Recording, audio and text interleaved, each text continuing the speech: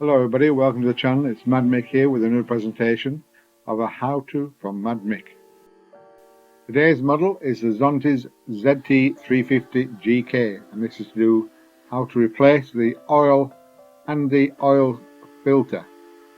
Lots of these bikes now available in Europe and in the UK, so a lot of people will be doing their own servicing, which is saves a lot of money. It's very easy to do.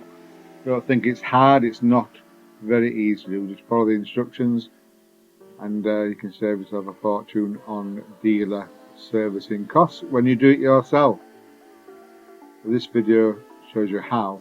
Please pause the video if you require to, mainly on the messaging on the bottom will tell you how to do it, but just pause the video if you need to.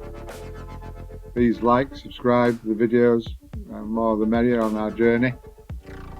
I hope you like the video, and I will get back to you with more videos, so please subscribe.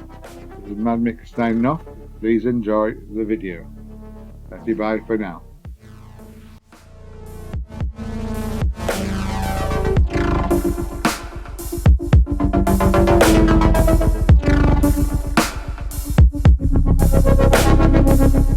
Oh, this place gives me pain and I'll say